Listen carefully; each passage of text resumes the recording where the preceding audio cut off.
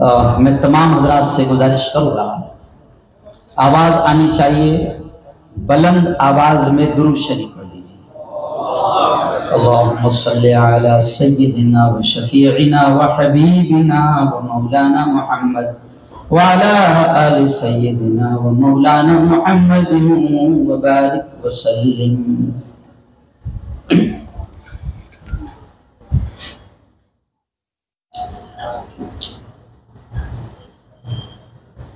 अऊज़ु बिल्लाहि मिनश शैतानिर रजीम।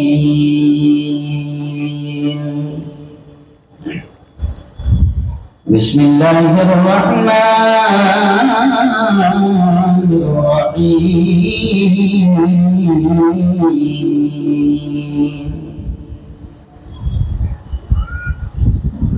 सुब्हानल्लज़ी अस्रा सुब्हानल्लज़ी अस्रा बिअब्दिही लैलन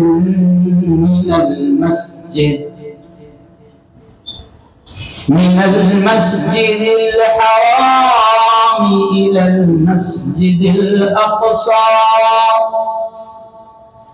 अल्लज़ी बारकना हौलहु लिनुरियहु मिन आयातिना इन्नहु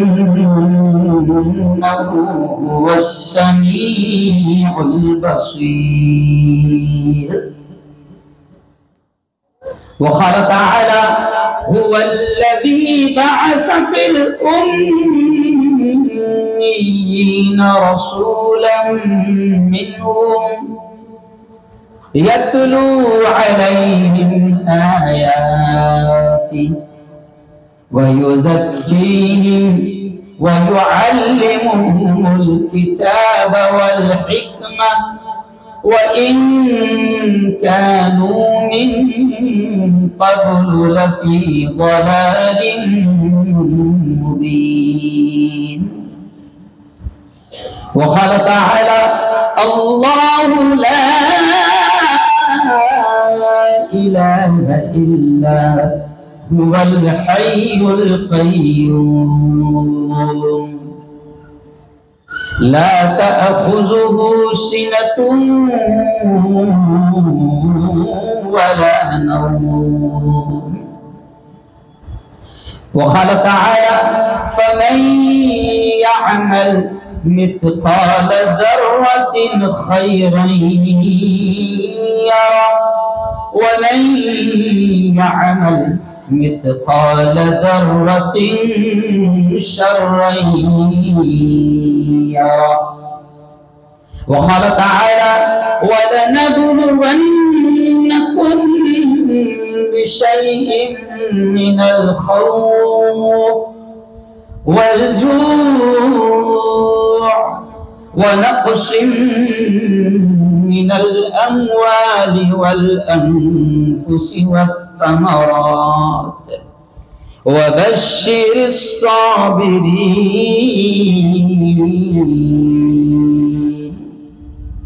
वक़ाल तआला वमा अर्सलनाक इल्ला रहमतल लिल आलमीन। वक़ाल रसूलुल्लाह सल्लल्लाहु अलैहि वसल्लम अल मुमिन लिल मुमिन कल बुन्यान। वक़ाल रसूलुल्लाह सल्लल्लाहु अलैहि वसल्लम अल मुस्लिम अखुल मुस्लिम औ कमा क़ाल अलैहि सलातु वत्तस्लीम।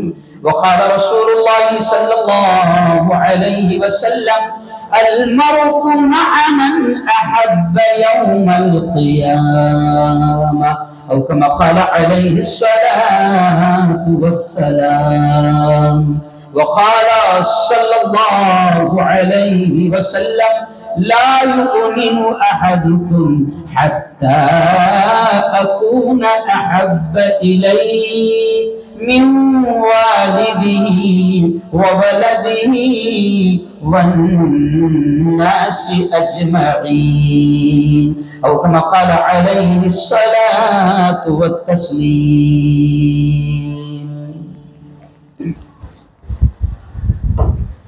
खून मज़लूम ज़ियादा,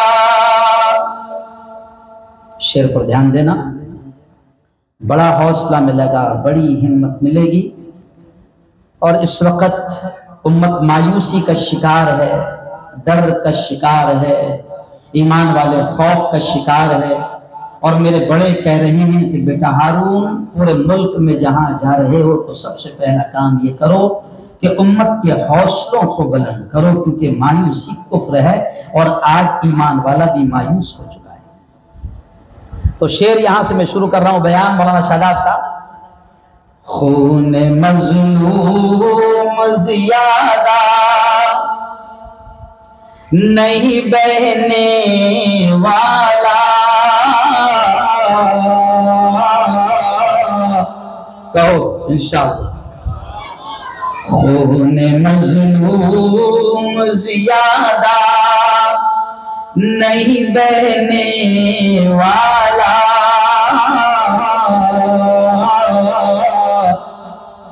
जुल्म का दौर ज़ियादा नहीं रहने वाला। पूरा मजमा बोलो इंशाअल्लाह।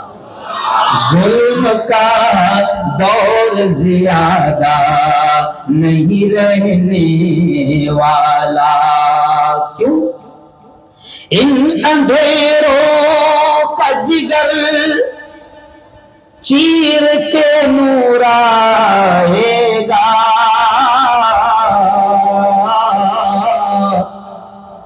इन अंधेरों का जिगर चीर के नूर आएगा। ये है फिरौन तो मूसा भी जरूर आएगा। कौन इंशाअल्लाह है ना? कौन? ये है फिरौन तो मूसा भी जरूर आएगा। क्यों? अगर बेंजामिन नेतन्याहू फिरौन है तो इंशाअल्लाह मूसा भी, जोर से बोलो जरूर, पूरा मत ना बोलो, मूसा भी जरूर आएगा। अगर नेतन्याहू फिरौन है, अगर अमेरिका का प्रेसिडेंट जो बाइडेन फिरौन है तो मूसा भी जरूर। अरे बोलो ना यार, डर रहे क्यों? मुफ्ती हारून है, डरो मत, मूसा भी जरूर आएगा। और अपना भी पागल अगर फिरौन बन रहा है तो यहां भी मूसा जरूर। अरे बोलो भाई, मत डरो, मूसा भी जरूर आएगा। तो अगला शेर भी सुन लो आप। अगला शेर सुनो कि मैं क्या कह रहा हूं। तू है फिरौन तो मूसा भी जरूर आएगा। और अगला शेर भी देखिए ऐसे ही है, जो खून को आग के गरमा देगा, और गुजरात में इसकी बड़ी सख्त जरूरत है। रंग लाता है लहू, रंग लाता है लहू दोस्त मजलूमों का। हाफिज साहब, फैयाज साहब, रंग लाता है लहू दोस्त मजलूमों का। हाल हर हाल में जालिम का बुरा होता है। आप हर दौर की तारीख उठा कर देखें, हर दौर की हिस्ट्री उठाकर देख लो आप। शायर कह रहा है कि रंग लाता है लहू दोस्तों मजलूमों का, हाल हर हाल में जालिम का बुरा होता है। और आगे शायर क्या कह रहा है? आप हर दौर की तारीख उठा कर देखें, जुल्म जब हद से गुजरता है फना होता है। कहो इंशाअल्लाह। जुल्म जब हद से गुजरता है फना होता है। सदक़ल्लाहुल अज़ीम व सदक़ रसूलुहुन नबियुल करीम। स्टेज पर जलवा अफरोज बहुत ही काबिल सद एहतराम बड़ी तादाद में उलमाए किराम, हुफ़ाज़ कुरान मुबीन, मस्जिदों के अइम्माए किराम, बड़ी तादाद में जहां तक मेरी निगाह जा रही है बैठे हुए मेरे नौजवान दोस्तों साथियों, और अपने अपने घरों में बैठकर मेरी बातों को सुन रही मेरी पर्दा नशीन माओं और बहनों। सबसे पहले ये जो भी कमेटी है, आपकी ये जो भी कमेटी है, 7 दिन का 8 दिन का जो प्रोग्राम सजा रही है, अपने मोहल्ले में अपने इलाके में उलमाए किराम को बुला रही है, मेरे यारों मैं आपको बता दूं कि ये इतना आसान काम नहीं है। सारे उलमा को बुलाना, कारी अब्दुल रशीद अजमेरी साहब यहां आए और भी उलमाए किराम यहां पर आए, मेरे दोस्त कारी अहमद अली साहब शायद कल यहां पर आएंगे। ये इतने उलमाए किराम को बुलाना कोई हंसी खेल नहीं है, और सबसे महंगे मौलाना मुफ्ती हारून को बुलाना भी हंसी खेल। सही है ना साहब? याद रखो, मैं कमेटी को दिल की गहराइयों से मुबारकबाद देता हूं, क्योंकि आपने ये जो जलसा सजाया है 8 दिनों का, गालिबन 8 दिनों का जो जलसा सजाया है, इसका उन्वान है जलसा सीरतुन नबी सल्लल्लाहु अलैहि वसल्लम। मैं समझता हूं कि जैसे कुरान में अल्लाह कहता है ना, फमन यअमल मिस्काल दर्रतिन खैरन यरा, अल्लाह कहता है ओ मेरे बंदे, दुनिया की जिंदगी में जर्रा बराबर अच्छा काम किया, भलाई का काम किया, नेकी का काम किया, अल्लाह कहता है फमन यअमल मिस्काल दर्रतिन खैरन यरा, कि मेरे बंदे दुनिया में जिंदगी में जर्रा बराबर नेकी का काम किया, अल्लाह कहता है एक दिन ऐसा आएगा कि मैं तेरी हर नेकी का अजर इनाम तुझे दूंगा। आ जाओ, बहुत दूर से लोग आए भाई, वलसाड़ से हमारे नईम भाई संजान वाला और पूरी टीम आई हुई है ना, थोड़ा आगे आ जाओ। तो अब ये जो कमेटी है ना, अंबावाड़ी काली पुल, ये नाम ही बड़ा अजीब है, नूरानी पुल। तो यार अभी तक छुपाते क्यों आप ये, है ना? पहले तो मुल्क में कमबख्त नाम बदलने का दौर चल रहा है, तो अच्छा नाम आप क्यों छुपा रहे हैं, है ना? जिनके बाप ने कुछ नहीं बनाया वो हमारे बाप का नाम बदल के उनके बाप का नाम रख रहे हैं। नहीं समझे आप? लेकिन मेरा मशहूर डायलॉग है कि बाप का नाम बदलने से बाप नहीं बदलता। समझ रहे? तो खैर, अंबावाड़ी काली पुल वालों, मैं मुबारकबाद देता हूं आपको कि उस दिन, ये मेरे अल्फाज नहीं है, अल्लाह कह रहा है, और प्यारे नबी ने भी फरमाया है कि जो लोगों का शुक्रिया अदा न करे वो रब का क्या करेगा।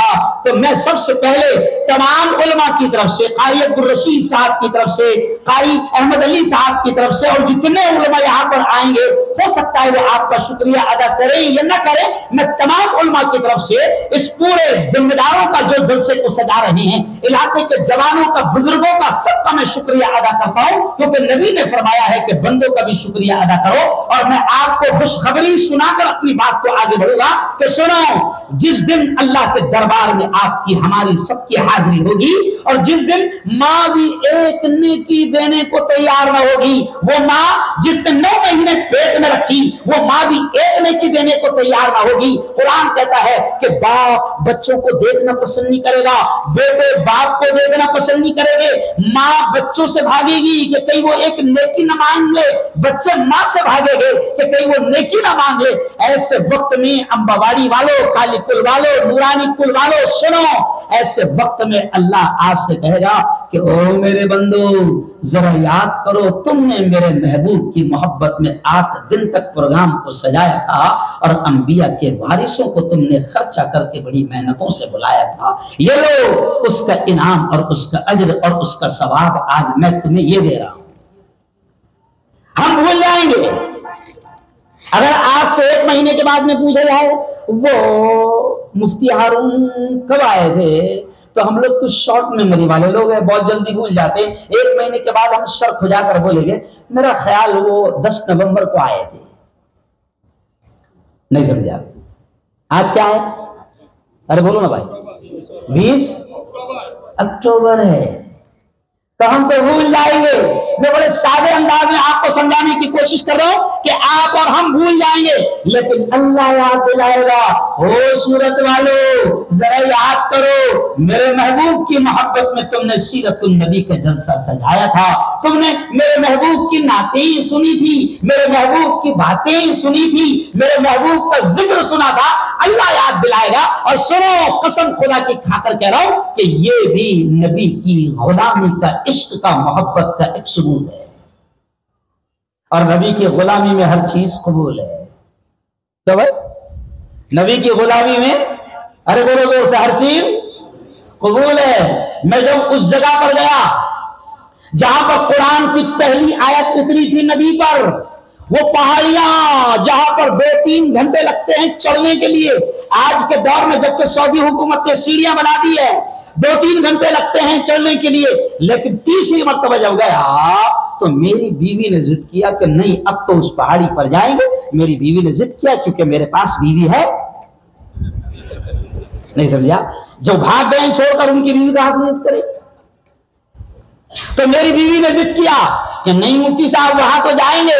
थक गया, चढ़ चढ़कर थक गया, लेकिन कसम खुदा की जब वहां पर चढ़े हैं जनाब, तो ऊपर पत्थर पर किसी ने उर्दू में शेर लिखा था, उर्दू में शेर लिखा था। वो शेर जब पढ़ा मौलाना शादाब साहब, हाफिज फैयाज साहब, तो सारी थकान दूर हो गई, क्योंकि गुलामी, मोहब्बत, इश्क ने उस पहाड़ी पर ले गया था। और वहां पर जब शेर जब मैंने देखा, वो शेर क्या कहा? सुनो सुनो, गुलामी रसूल में मौत भी कबूल है। बोलो जोर से सुभान अल्लाह। गुलामी रसूल में मौत भी कबूल है, गुलामी रसूल में, गुलामी रसूल में मौत भी कबूल है। जो ना हो इश्क मुस्तफा, जो ना हो इश्क मुस्तफा, तो जिंदगी फजूल है। कहो सुभान अल्लाह। तो आज तो जमा हुए हैं हम इश्क में, आज तो जमा हुए हैं नबी की मोहब्बत में, नबी के प्यार में। लेकिन ये भी सुन लो कि नबी का प्यार सिर्फ 1 महीने का नहीं होना चाहिए। नबी की मोहब्बत सिर्फ 1 दिन की नहीं। बाद लोग 1 दिन नबी की मोहब्बत मनाते हैं, है ना, और फिर किस्सा खत्म, टाए टाए फिश। नहीं, हमारे नबी, मैं तो ये कहता हूं जो लोग 1 दिन मनाते हैं ना, तो मैं कहता हूं नहीं नहीं नहीं, ये तो हमारे नबी से बेवफाई है, क्योंकि हमारा नबी वो नहीं है कि जिसको सिर्फ 1 दिन या 1 महीना याद किया जाए। बहुत पॉइंट का बात के जुमला कह रहा हूं।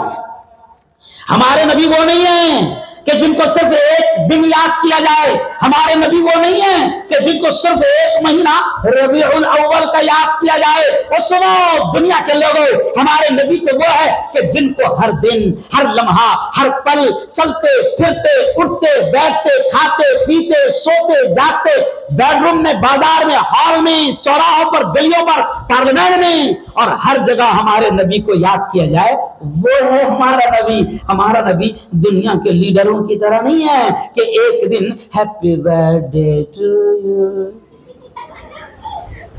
क्यों?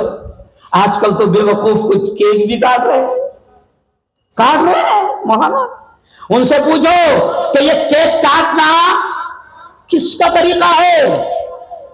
और सुनो यारो, अल्लाह, मैं तो कहता हूं ना कि मुझे अल्लाह मेरे ज़हन में बात डालता है, कोई चीज सोची भी नहीं रहती। ये जो केक काटते हैं ना, वो चाहे अपने खुद के बर्थडे पर काटते हो या औलाद के बर्थडे पर काटते हो। मेरी बहनें, मेरी बेटियां बहुत बड़ी तादाद में मेरे बयान को सुन रही है और ये बयान लाइव पूरी दुनिया में जा रहा है। मैं सबसे कहता हूं कि जो नबी का भी केक काटते हैं जाहिल, वो भी सुन ले, और जो अपनी औलाद का और खुद के जन्मदिन पर केक काटते हैं वो भी सुन ले कि ये केक काटना, केक लाना, हैप्पी बर्थडे मनाना और ये जन्मदिन मनाना, ये जन्मदिन का जश्न मनाना, ये उन यहूदियों का तरीका है जो यहूदी कुत्ते आज तुम्हारे मासूम बच्चों को फलस्तीन में बमों से उड़ा रहे हैं।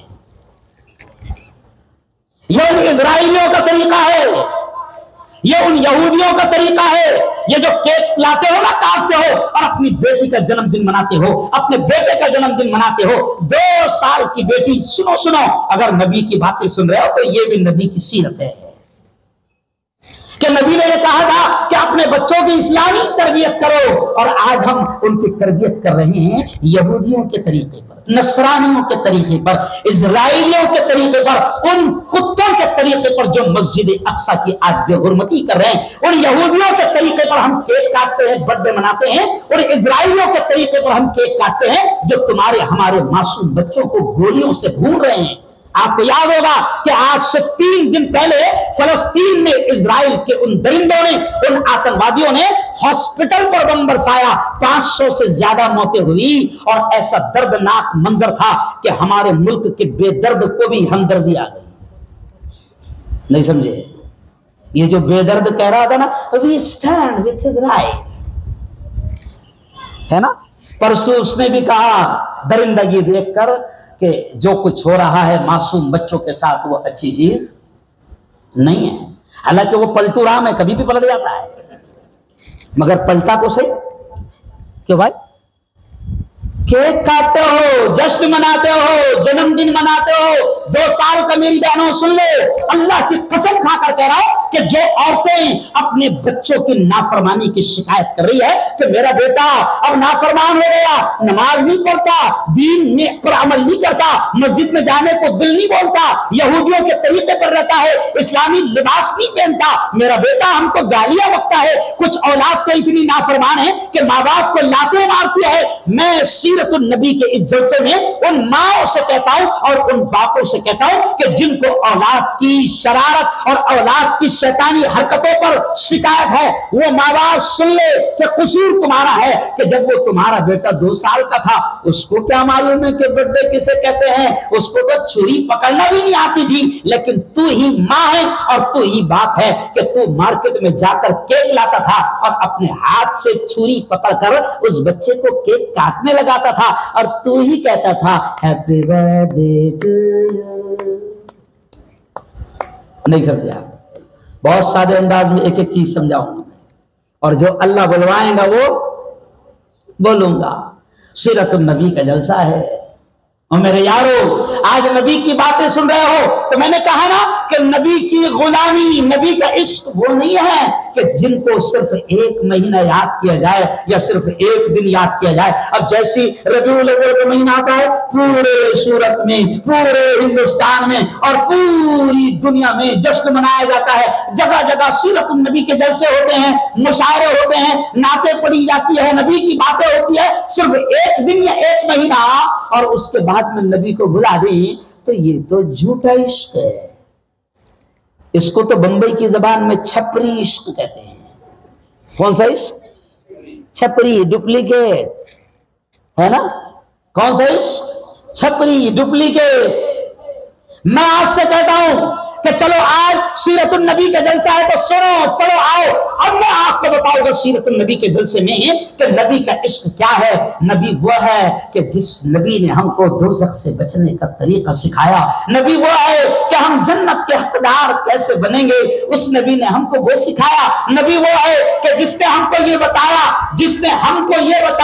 कि कैसे तुम्हारा रब तुमसे राजी होगा। नबी वो है कि जिसने हमको ये बताया कि तुमसे रब कैसे खुश होगा। होगा। और नबी वो है कि जिसने हमको बताया कि हलाल क्या है, हराम क्या है, जायज क्या है, नाजायज क्या है, गलत क्या है, सही क्या है, ये तमाम चीजें नबी ने बताया। इसलिए मैं अक्सर अशार में मैं कहता हूं कि हमको दोज़ख से बचाया आमिना के लाल ने, हमको दोज़ख से बचाया आमिना के लाल ने, बाग जन्नत का दिखाया आमिना के लाल ने, और दुश्मनों के हक में भी रब से दुआए खैर की, उनको सीने से लगाया आमिना के लाल ने। और पत्थरों ने भी पढ़ा कलमा रसूल पाक का, मोजज़ा ये भी दिखाया आमिना के बोले जोर से लाल ने। तो चलो आओ, आमिना के लाल की बातें सुन रहे हो तो सबसे पहले मैं ये बहुत बड़ी तादाद में नौजवान मेरी निगाहों के सामने हैं, उनसे भी और मेरी बहनों से भी कहूंगा कि सीरतुन नबी के जलसे का पहला पैगाम यह है कि नबी के सच्चे आशिक बनो। और नबी का सच्चा आशिक किसे कहेंगे? नबी का सच्चा आशिक हो जवानों, नबी का सच्चा आशिक बनो, नबी के सच्चे फैन बनो, नबी के सच्चे दीवाने बनो। ये देखो मध्य प्रदेश से मेरी निगाहें अभी देख रही है, क्या नाम है? अब्दुल कादिर, ये मध्य प्रदेश के खंडवा से आया है। अभी 15 दिन पहले इन्होंने खंडवा में यहां से 600 किलोमीटर दूर से आया है बच्चा, वहां इन लोगों ने प्रोग्राम रखे थे यही सीरतुन नबी का। तो इसको देखकर मुझे ये बात याद आ गई कि मैंने इनके शहर में भी कहा था कि नबी के गुलाम बनो, नबी के आशिक बनो, नबी के फैन बनो, नबी के दीवाने बनो। अल्लाह की कसम खाकर कहता हूं जवानों कि नबी के दीवाने बन जाओगे। मेरी बहनों से भी कहूंगा कि नबी के आशिक और नबी के दीवाने बन जाओगे। नबी की अदाओं से, नबी की सुन्नतों से, नबी के स्टाइल से प्यार करने लगोगे तो याद रखो, मैं चैलेंज के साथ कहता हूं कि दुनिया में कोई आपका दुश्मन बच ही नहीं सकता है। कैसे नहीं बच सकता? क्योंकि आप अगर नबी के सच्चे आशिक बन गए तो नबी के सच्चे आशिक से कोई नफरत कर ही नहीं सकता, कर ही नहीं सकता। क्योंकि नबी के सच्चे आशिक के चेहरे पर, अब गौर से सुनना, अल्लाह अजीब बात ज़हन में डाल रहा है मौलाना, नबी के सच्चे आशिक के चेहरे पर जो नबी का दीवाना बनता है, जवानों सुन लो बड़ी प्यारी बात, कि जो नबी का दीवाना बनता है, नबी का फैन बन जाता है, नबी का आशिक बन जाता है, तो अल्लाह उसके चेहरे पर ऐसी नूरानियत डाल देता है कि देखने वाला उसको देखकर ऑटोमेटिक मोहब्बत करने लग जाता है। और अगला जुमला और सुनो, अगर कोई दुश्मन नबी के चेहरे पर दुश्मनी की निगाह डालता है तो अल्लाह उसकी निगाहों को नीचे कर देता है। यानी नबी के दीवाने बनोगे ना तो दुश्मन दुश्मनी से भी देख नहीं पाएगा। और नबी के दीवाने बनोगे तो आप ट्रेन में सफर कर रहे हो, आप बस में सफर कर रहे हो, आप बाजार में हो, कसम खा करके मैं चैलेंज के साथ कह रहा हूं कि नबी के आप दीवाने बनोगे और आपका चेहरा अगर नबी की सुन्नत से सजा हुआ होगा, मैं चैलेंज से कह रहा हूं कि देखने वाला ऑटोमेटिक आपसे मोहब्बत करेगा। हम 20 साल से मुन्ना भाई सफर कर रहे हैं, मौलाना 20 साल से सफर कर रहे हैं। अल्लाह की कसम खाकर कहता हूं कि अगर कोई नफरत वाला, बहुत तासुबी, बहुत कमीने किस्म का भी आदमी सामने बैठा है, लेकिन जब अगर उसके दिल में नफरत भी है तो वो निगाह डालता है तो अल्लाह उसकी निगाह में मोहब्बत डाल देता है। ये तासीर होती है नबी की मोहब्बत की। इसलिए मैं जवानों से कह रहा हूं कि नबी के फैन बनो। क्यों? किसी खान के फैन मत बनो। अब आ रहा हूं मैं असल मौजू पर। किसी खान के फैन मत बनो। अभी आजकल खान का भूत बहुत सवार है। क्यों?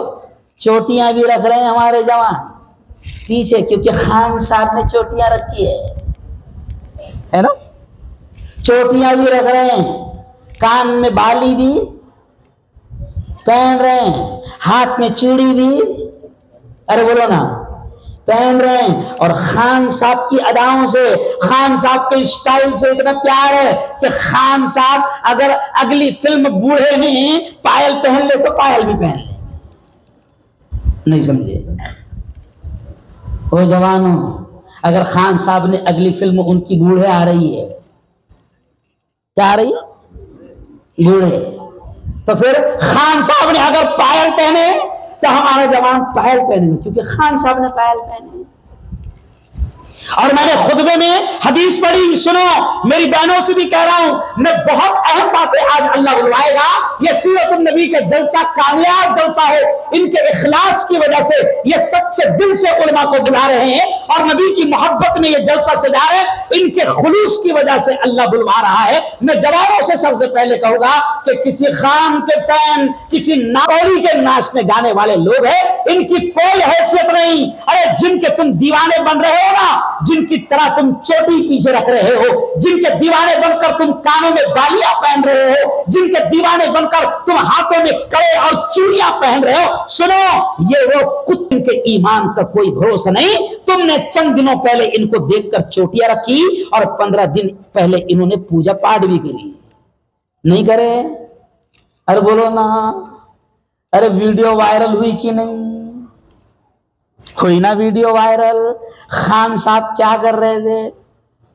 अरे बोलो ना भाई। हाँ, अब सुनो, अगर खान से मोहब्बत है तो मैं नहीं कह रहा हूं, हमारे नबी ने कहा, क्या कहा? अल-मर्उ मअ मन अहब्ब यौमल क़ियामा। ओ लोगों सुनो सुनो, हमारे नबी ने फरमाया, क्या फरमाया? हमारे नबी ने फरमाया अल-मर्उ मअ मन अहब्ब यौमल क़ियामा। मेरी बहनें भी इस हदीस को सुने, हमारे नबी ने फरमाया कि दुनिया में तुम जिनके तरीकों से जिनसे मोहब्बत करते थे, हश्र में तुम्हारा अंजाम भी के साथ होगा। अब अगर नबी से मोहब्बत है तो हश्र के मैदान में जब नफ्सा नफ्सी का आलम होगा, माँ भी एक नेकी देने को तैयार न होगी। अगर नबी से मोहब्बत है तो सुनो मेरी बहनों, सुनो मेरे जवानों, अगर नबी से मोहब्बत है तो नबी की कमली में साया नसीब हो जाएगा और नबी के हाथों से आगे कौसर नसीब हो जाएगा। कहो इंशाअल्लाह। और खान साहब से मोहब्बत है तो नबी ने फरमाया, अगर दुनिया में तुझे जिससे मोहब्बत थी तो तेरा अंजाम भी उसी के साथ होगा। तो अल्लाह कहेगा, खान साहब से मोहब्बत में चोटी रखा था, खान साहब से मोहब्बत में कान में बाली पहना था, खान से मोहब्बत में हाथों में कड़ा पहना था, खान की मोहब्बत में जीन्स पैंट और टी शर्ट पहना था। मेरी बहनों सुनो सुनो, नबी ने फरमाया कि तुम जिससे मोहब्बत करोगे तुम्हारा हश्र, तुम्हारा अंजाम उसी के साथ होगा। ओ मेरी बहनों, मैं तुमसे भी कह रहा हूं कि 2 कौड़ी की सीरियल और टीवी और फिल्मों की नाचने वाली औरतों से प्यार था, अगर उनका लिबास पसंद था, उनका हेयर स्टाइल पसंद था, उनका ड्रेस पसंद था, उनकी अदाएं पसंद थी, तो सुनो मेरी बहनों, सुनो मेरे जवानों, नबी ने फरमाया अंजाम फिर उन्हीं के साथ होगा। ओ मेरे जवानों, अल्लाह ये कहेगा कि नाचने गाने वालों से मोहब्बत थी, उनका तरीका, उनकी अदाएं, उनका स्टाइल पसंद था, तो देख तेरा खान जहां है वहां चले जा। ये सब जहन्नमी है, मैं खुलकर कह रहा हूं। मैंने बॉम्बे में भी ये बात कही कि ये 2 कौड़ी के लोग जिनको तुम स्टार क्या करे, सुपर स्टार, क्यों भाई? देखने को कुत्तों की तरह भीड़ लगी हुई है, क्यों? सुपरस्टार क्या तो बोले, आइडियल, नमूना, हीरो। ये हीरो नहीं है हमारे। ये मेरा पैगाम रिकॉर्ड करके इन 2 कौड़ी के बॉम्बे के नाचने वालों को पहुंचा दो। इन 2 कौड़ियों की सीरियल और टीवी और फिल्मों में नाचने वाली गंदी 2 कौड़ी की औरतों को पहुंचा दो कि तुम हमारे मुसलमान औरतों ये ऐलान करो कि कोई सीरियल की नाचने वाली और फिल्मों की नाचने वाली वो हमारी आइडियल नहीं है। हमारी आइडियल फातिमा है, हमारी आइडियल ज़ैनब है, हमारी फातिमा, हमारी आइडियल खदीजा है, हमारी आइडियल रुकैया है, हमारी आइडियल सुरैया है, हमारी आइडियल सुमैया है, हमारी आइडियल सहाबा की औरतें हैं, हमारी आइडियल हमारी माए उम्महातुल मोमिनीन है, हमारी आइडियल हमारी माँ आयशा है, हमारी आइडियल फातिमा है। हम उनका लिबास, उनका स्टाइल, उनका तरीका, उनका रहन सहन देखकर जिंदगी अपनाएंगे तो इंशाअल्लाह नबी ने यह कहा है कि जिससे मोहब्बत करते थे उनके साथ अंजाम होगा। और मेरी बहनों, अगर नाचने गाने वाली के तरीकों से मोहब्बत है, उनके लिबास और उनके ड्रेस से मोहब्बत है तो अंजाम उन्हीं के साथ होगा। और अगर फातिमा, खदीजा, आयशा, रुकैया, ज़ैनब, कुलसूम और सुमैया से मोहब्बत है तो इंशाअल्लाह अंजाम भी तुम्हारा उन्हीं के साथ होगा।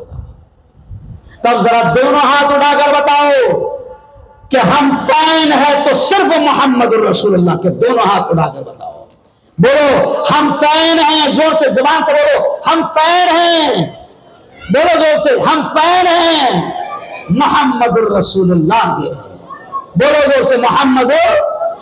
हाँ, अब सुनो हमारे हीरो मोहम्मद मुस्तफा, जोर से कह दो सल्लल्लाहु। हाँ, हमारे हीरो मोहम्मद मुस्तफा सल्लल्लाहु अलैहि वसल्लम, हमारे आइडियल, हमारे नमूना मोहम्मद मुस्तफा सल्लल्लाहु अलैहि वसल्लम। अच्छा चलो आओ, अब हमारे हीरो मोहम्मद, तो आओ अब मैं बताता हूं कि हमारे हीरो ने क्या क्या तरीका बताया है ना। आजकल बालों का बड़ा फैशन है ना, बालों का बड़ा फैशन है। क्यों? अजीब अजीब अंदाज में बाल काट रहे हैं, कोई कटोरा बना रहा है, कोई ऐसे बना रहा है, कोई बकरी की तरह बना रहा है, कोई खंजीर की तरह। नहीं, ये हंसी की बात नहीं, ये बालों की जितनी स्टाइल है ना, आप उन पर गौर करो तो आपको किसी ना किसी जानवर की स्टाइल मिलेगी, है ना। तो चलो आओ, अगर नबी का स्टाइल देखते हो तो उलमा को पकड़ो और पूछो कि नबी का हेयर स्टाइल कैसा था, तो आपको हदीस में मिलेगा कि नबी का हेयर स्टाइल 3 तरीके का था। वफरा, लिम्मा, जफरा, ऐसे 3 नाम गालिबन हदीस में है कि नबी का हेयर स्टाइल 3 तरीके से था। कि नबी जुल्फ रखते थे तो कभी वो कानों की लौ तक आती थी, तो कभी कानों के नीचे तक आती थी, और नबी की जुल्फें कभी कभी कांधों तक आ जाया करती थी। ये नबी का हेयर स्टाइल हदीस में मौजूद है, मैं बता रहा हूं आपको। नबी ना सारे तरीके नबी ने बताए। बाल बनाना है तो आईने के सामने जा रहे हैं, क्यों? तो नबी ने वो भी बताया कि जैसे ही आईने के सामने गया तो पहले स्टाइल नबी ने बताया कि आईने के सामने गया तो पढ़ लेना, क्या पढ़ना? अल्लाहुम्मा अंता हस्सनत खल्की। क्या मतलब इसका? कि ऐ अल्लाह, तूने मेरा चेहरा बड़ा खूबसूरत बनाया, फहस्सिन खुलुकी, मेरे मौला मेरे अखलाक भी अच्छे कर दे।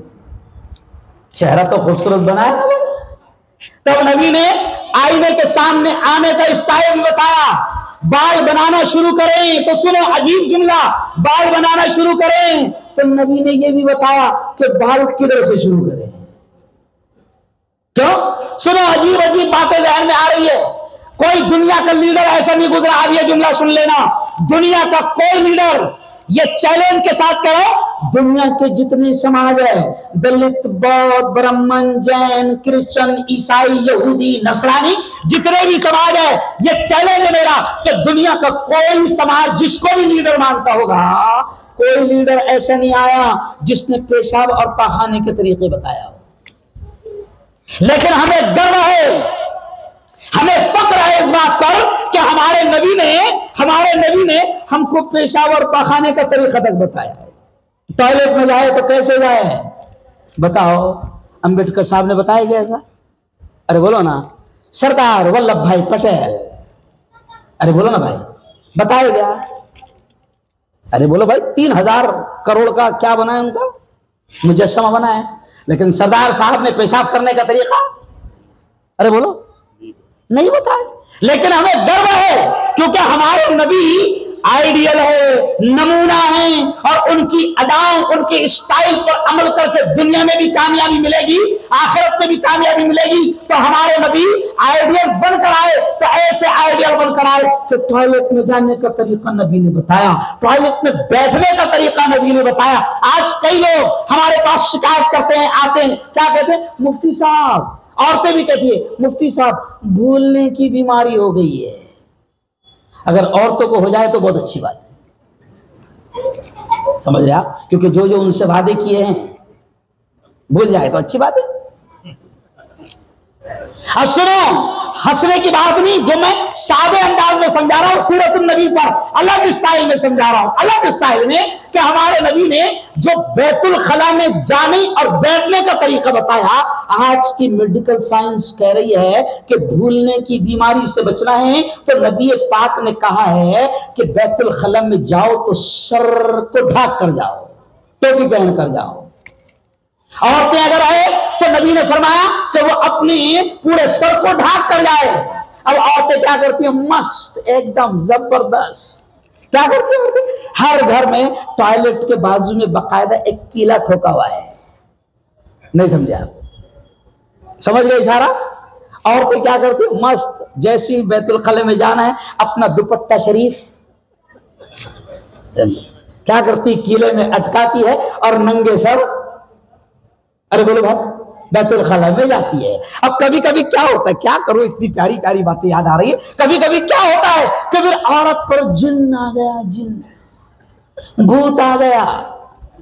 समझ रहे आप? मैं बहुत प्यारी बात समझा रहा हूं, औरतें सुन रही है बड़ी तादाद में। अब वो जो भूत आया ना, तो कभी कभी औरतें आती है, क्योंकि हम भी थोड़े बहुत बाबा है, समझ रहे आप? बड़े नहीं मगर है तो सही, थोड़े बहुत है। तो अब भूत आ गया, जिन आ गया, पूछते उससे कब से हुई हालात? तो कहा कि मुफ्ती साहब टॉयलेट में गई थी, उसके बाद आई, तब से ऐसी बातें कर रही है।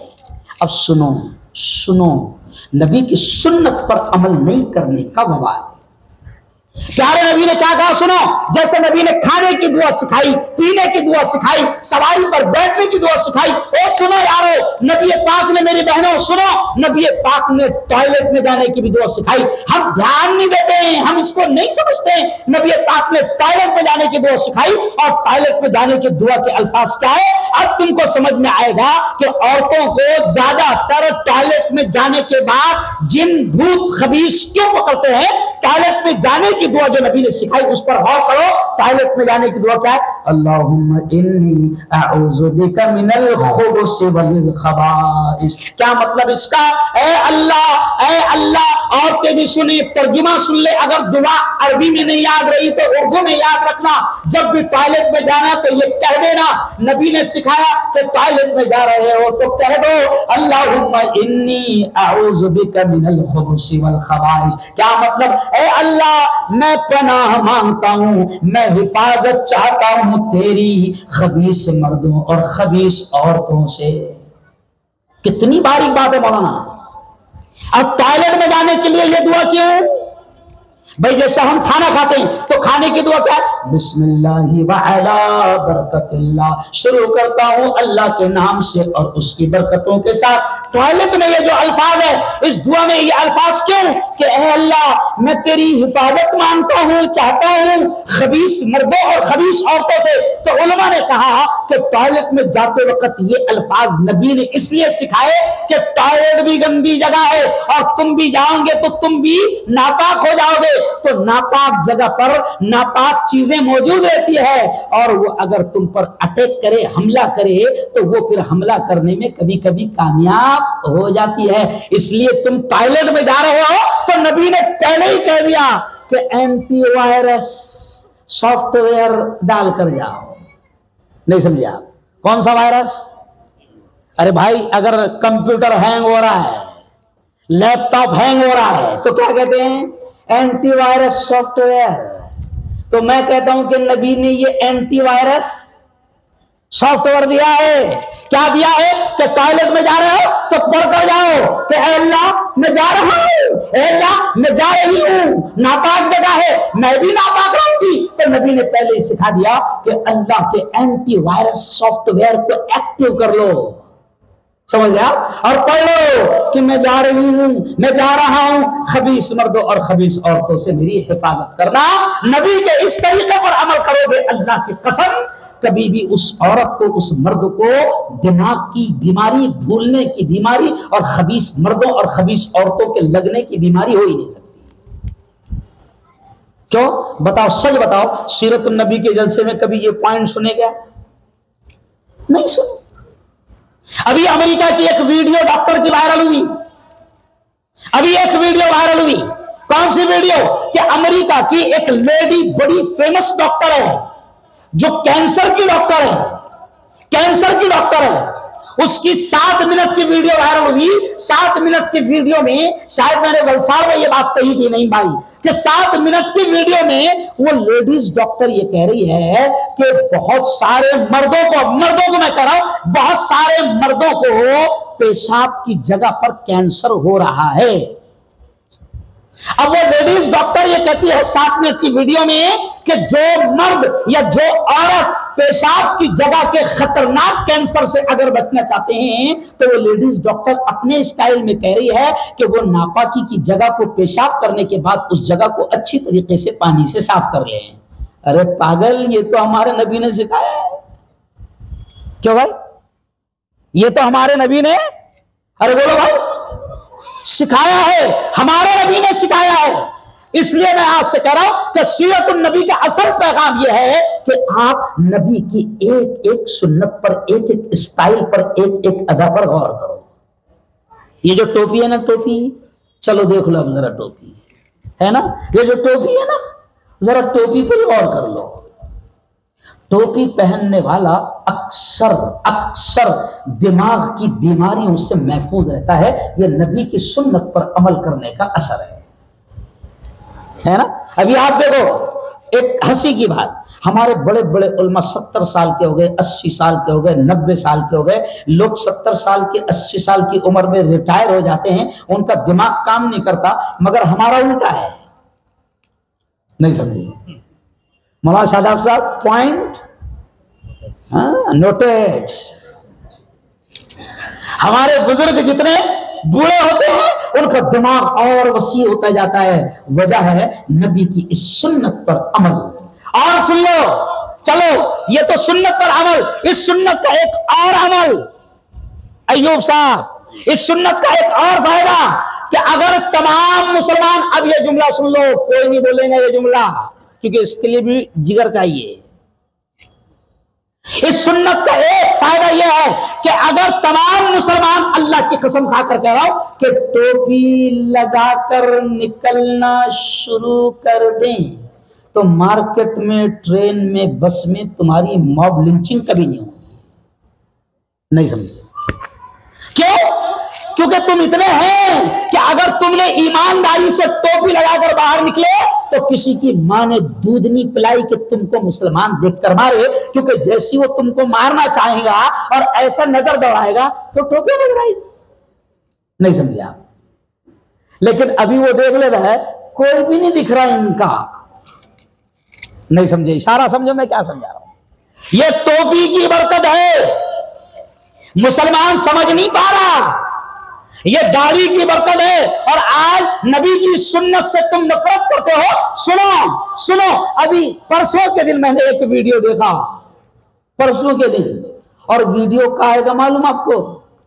वीडियो फिल्म इंडस्ट्री का, और सवाल पूछा जा रहा है उसमें, समझ रहे आप? कौन बनेगा करोड़पति? सवाल पूछा जा रहा है। क्या सवाल पूछा जा रहा है? 3 हीरो उस प्रोग्राम में मौजूद है। फिल्म में अजीब अजीब बातें अल्लाह ज़ाहिर में डाल रहा है। 3 हीरो उस प्रोग्राम में मौजूद है, और तीनों हीरो को दाढ़ी है। तो उस वक्त एक लेडीज हीरोइन भी मौजूद है। तो उस लेडीज से इत्तेफाकन अचानक एंकर ने सवाल कर लिया कि आप जरा ये बताओ, औरतों की मेंटलिटी, औरतों का जहन बताओ कि औरतें ज्यादातर किन मर्दों को पसंद करती है। तो आप सुनकर ताज्जुब करेंगे, सारे बड़े बड़े लोग मौजूद थे। मैं जानबूझकर उसका पूरा सीन नहीं बता रहा हूं। सारे बड़े बड़े लोग दुनियादार, ईमान वाले नहीं। तो वो औरत भी कह रही जो हीरोइन है, और सारी फिल्म इंडस्ट्री मौजूद है, तो वो कहती है कि इस वक्त 70% मर्दों को, उन मर्दों को पसंद किया जाता है जिनके चेहरों पर दाढ़ी हो। देखो आप, अभी अब जो मैंने जुमला बोला ना, तो थोड़ा सा दिमाग दौड़ाना आपको, तब 70% फिल्म इंडस्ट्री में भी और फैशन की दुनिया में भी क्या नजर आ रही है? अरे बोलो भाई, दाढ़ी। तो मैं हंसते हंसते कहता हूं कि वो दाढ़ी इसलिए रख रहे हैं कि अब उनको भी समझ में आ गया कि अल्लाह ने मर्द बनाया है। नहीं समझे आप? भाई दाढ़ी किसको आती है? अरे बोलो ना यार, मर्द को आती। किसको आती है दाढ़ी?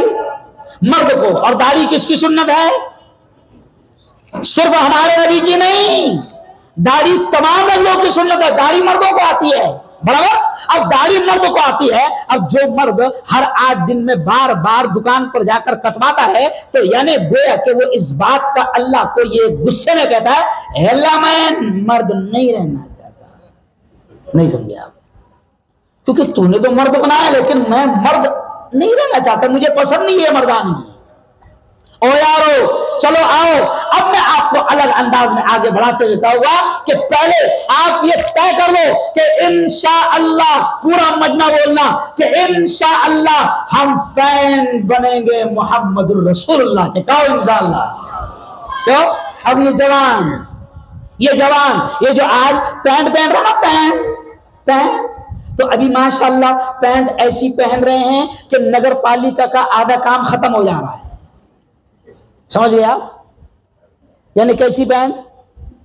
लंबी पैंट, जो पैंट क्या कर रही है, पूरा रास्ता साफ कर रही है। अब सुनो, ये मैं नहीं कह रहा हूं, मैं एक डॉक्टर भी हूं, डॉक्टरों को पढ़ाता हूं, उस एतबार से आपको नबी की सीरत और नबी की अदाएं समझा रहा हूं। सुन लो अगला जुमला, रिसर्च देख लेना, गूगल पर चले जाना, क्योंकि आजकल सारे जवान कहां भाग रहे हैं, कुछ भी मसला पूछता है www.muftigoogle.com, सारा मसला कहां से आ रहा? गूगल से। तो गूगल की पैदावारों सुनो, गूगल पे जाना, गूगल पर जाना और गूगल से पूछना, गूगल पर सर्च करना कि कैंसर की क्या क्या वजूहात है, और गूगल से ये भी पूछना, बड़ा सख्त जुमला कह रहा हूं, गूगल से ये भी पूछना कि नामर्दानगी की क्या क्या वजूहात है। इस स्टाइल में मैं समझा रहा हूं जो कोई तुम्हारे सामने नहीं रखेगा। आप सुनकर ताज्जुब करोगे सूरत के जवानों कि गूगल आपको यह भी बताएगा कि ये जो टखने हैं ना, ये जो टखने हैं, गूगल आपको यह भी बताएगा। मेरे नबी ने 1500 साल पहले कहा था कि पाजामा पहनो, लुंगी पहनो, जो भी पहनो, हमारे नबी ने कहा था टखने को ढाकना मत, टखनों को ढाकना मत, टखनों को खुला रखना नबी की सुन्नत है। आज की मेडिकल साइंस ये कहती है कि जो लोग मोटी मोटी जीन्स पैंट वगैरह पहनकर टखनों को ढाक कर रखते हैं, ऐसे लोगों को नामर्दानगी की बीमारी जल्द हो जाती है। अब मेरे पास इतना टाइम नहीं कि वो समझाऊं, लेकिन फिर भी शॉर्ट आपको इतना इशारा कर देता हूं, क्यों ऐसा क्यों, ये भी तो समझाना थोड़ा सा तो जरूरी है ना? ऐसा क्यों? तो सिर्फ शॉर्टली समझा रहा हूं कि मेडिकल साइंस ये कहती है कि कुदरत का सिस्टम है। सुन लो जुमला, उस रब का सिस्टम है कि यहां पर सारी वो रगें, ये टखनों पर मौलाना, ये टखनों पर सारी वो रगें कनेक्टेड है जिनका ताल्लुक और कनेक्शन इंसान की मर्द की मर्दानगी से है। और इन रगों को सूरज की हरारत, सूरज की गर्मी और सूरज की शुआएं मिलना बहुत जरूरी है। अब जो मर्द और जो जवान मोटी मोटी जीन्स पैंट पहनकर लंबी लंबी सड़कों को झाड़ने का ठेका ले लेते हैं, वो सुन लें कि वो कई किस्म की खतरनाक बीमारियों का, अरे बोलो, शिकार भी होते। चलो आओ, आज मैं मेडिकल भी आ गया पूरा। अभी सोने जाएंगे, क्या जाएंगे? सोने जाएंगे ना मुन्ना भाई, जाएंगे ना? ओके, अब सोने जाएंगे तो सुनो नबी की सीरत, नबी की अदाएं, नबी की बातें। प्यारे नबी ने फरमाया, सोने का भी स्टाइल नबी ने बताया। नबी ने कह दिया कि जब सोओगे तो दाहिनी करवट पर सोना, सीधी करवट पर सोना। अब हमने तो मान लिया क्योंकि नबी ने कह दिया, हमको तो कोई लेना देना नहीं कि इसमें दुनिया का क्या फायदा है। लेकिन सुनो, नबी ने यह भी कह दिया कि सीधी करवट पर सोना। अब आज का साइंस हमको कह रहा है कि 1500 साल पहले जो तुम्हारे नबी ने कहा था ना सीधी करवट पर सोना, तो आज का साइंस ये कह रहा है कि सीधी करवट पर सोने का ये फायदा है कि जो लोग सीधी करवट पर सोते हैं उनको हार्ट अटैक की बीमारी का शिकार वो नहीं होते। साइंस ने कहा क्यों नहीं होते? कहा कि उल्टी करवट पर दिल है। जो लोग सीधी करवट पर सोते हैं तो दिल बाई करवट पर है, लेफ्ट साइड में है, तो दिल जब ये सीधी करवट पर सोते तो दिल फ्री रहता है और उसको काम करने में आसानी होती है। और जो लोग उल्टी करवट पर सोते हैं तो सीधी करवट का सारा बोझ दिल पर पड़ता है, बोझ और प्रेशर पड़ता है, और ये दिल फिर बीमारियों का शिकार हो जाता है और फिर धीरे से इसको पहला अटैक आ जाता है। नहीं समझे आप? हालांकि बहुत अच्छी बीमारी है, उसमें ज्यादा टेंशन एक दो। लेकिन आज मैं बिल्कुल सीरत नबी को समझा रहा हूं अलग स्टाइल कि नबी ने कह दिया कि सीधी करवट पर सोना, उल्टी करवट पर सोने वाले हार्ट अटैक की बीमारी का शिकार हो गए।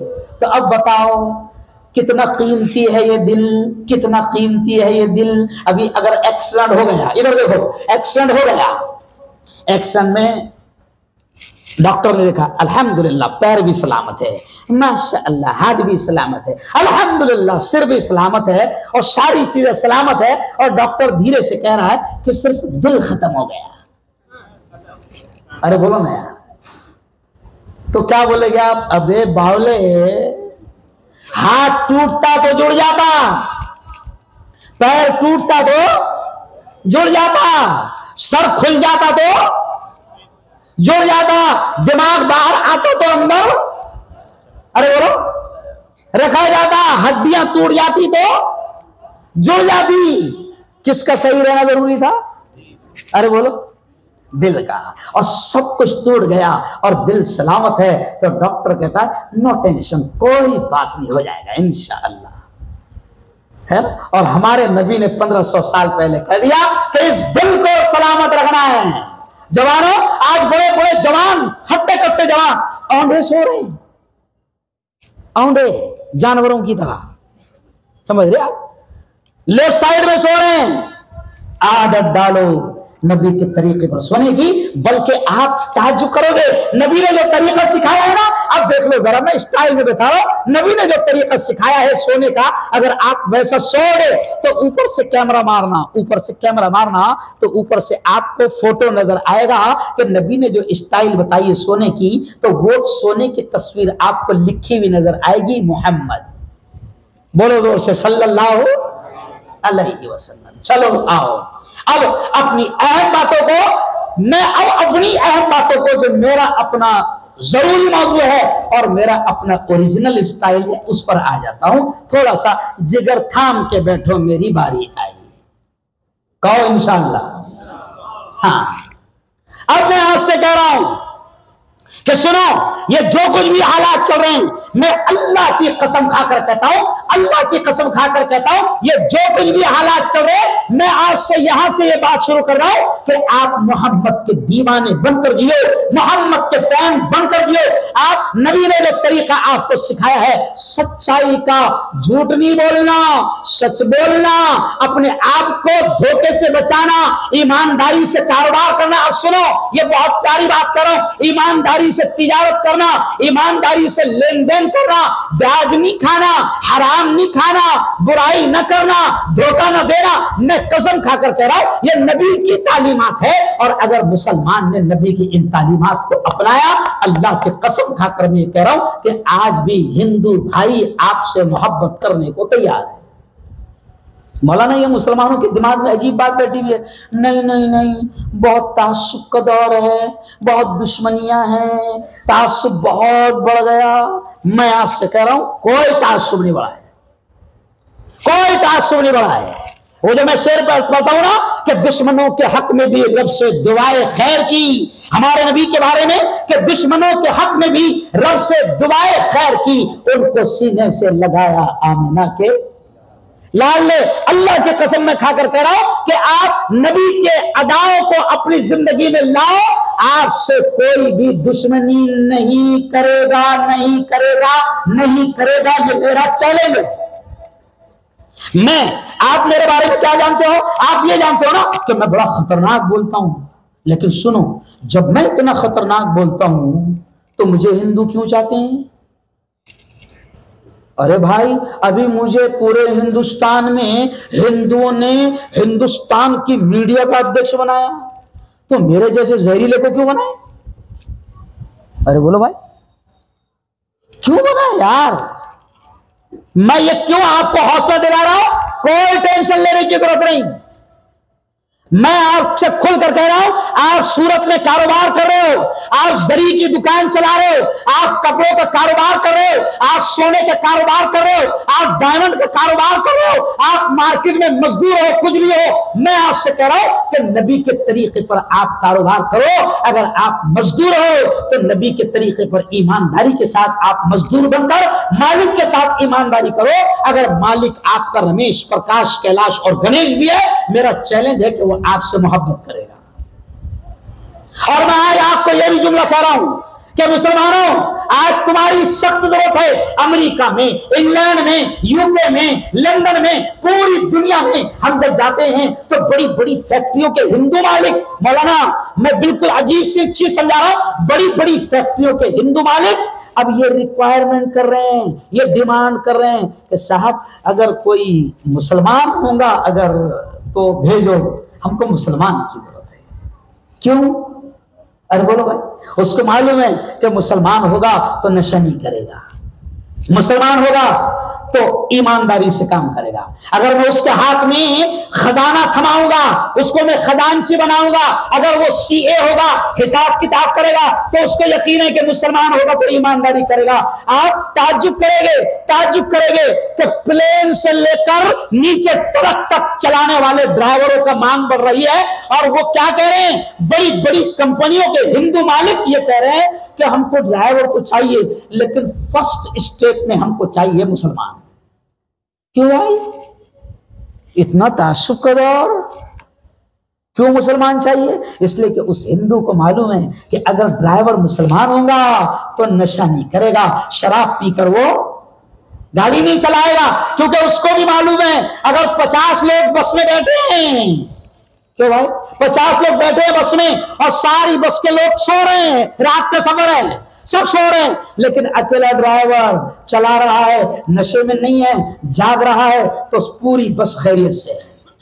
और पूरी बस अगर जाग रही है और खिड़कियों में से देख रही है कि कहीं बम्पर तो नहीं आ रहा है, नहीं समझा, पूरी बस जाग रही है और खिड़कियों में से देख रही है कहीं बम्पर तो नहीं आ रहा है, कुछ खतरा तो नहीं है, लेकिन अकेला ड्राइवर अरे बोलो सो रहा है, तो फिर क्या होगा?